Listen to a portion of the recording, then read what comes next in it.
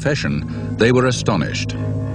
I think we both sort of simultaneously realized, yeah, this is a joke, you know. He knew that she was stabbed. He knew that part, but everything else was totally wrong. Everything. In his confession, Lucas said he remembered the white house where he'd killed the girl. But at the time of the murder, the house was green. Lucas claimed he'd broken in through the patio door to murder Deborah. At the time, the door was sealed shut.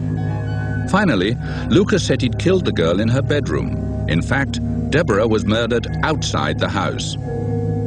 The Lemons were convinced that Deborah's murderer was still free. They began their own investigation, talking to Lucas's relatives.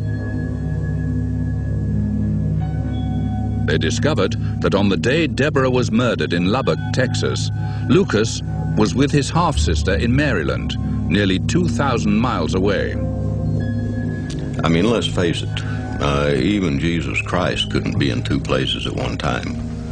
And Henry is certainly no Jesus Christ. The Lemons visited task force headquarters. They told Jim Botwell and Bob Prince they'd got the wrong man. We went, you know, pleading with them to just listen to this, just hear this. They were not receptive to that at all. The fact of the matter is, Bob Prince gave me the alternative of either leave on your own power or we'll throw you out. What did you think of their investigation? Of the Lemons?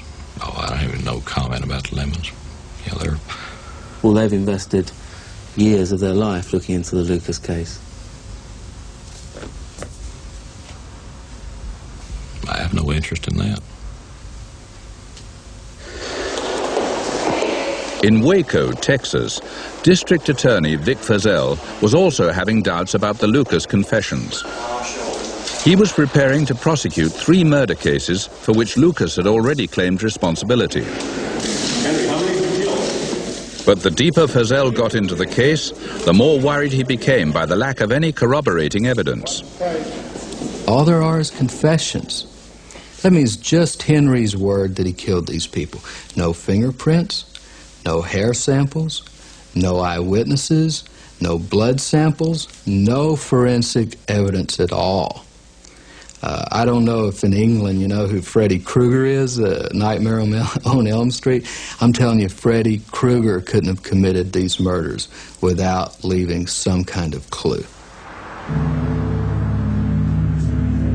Feazell and his investigators pieced together documentary evidence from Lucas's former life as a drifter. Paychecks, work records, applications for food stamps, traffic violations. But much of the evidence they unearthed conflicted with the task force log. In case after case, Feazell's investigators put Lucas in other parts of the country on the days the murders were committed. On 2 occasions, he was actually in prison. You cannot be in jail in Maryland and be committing a murder in California at the same time. You cannot be getting a traffic ticket in Florida and committing a murder in Texas at the same time. When we started finding this information, suddenly in our office, we gave Henry the nickname of Rocket Man because he had to have had a rocket to get around the U.S. to commit these kinds of murders like he was doing. There was just no way that it was physically possible. Task Force records had Lucas killing Estela Montoya in Corpus Christi, Texas on March the 5th, 1981. But on the same day, Lucas was 1,200 miles away selling scrap metal in Florida. Do you think it's feasible that he could have been 1,200 miles away in Jacksonville and killed in Corpus Christi, Texas on the same day? No, sir. No. No, I do not. So how do you explain the discrepancy? I can't explain that one. There are many other discrepancies. Lucas was supposed to have strangled Cora Carrillo in Douglas County, Nevada.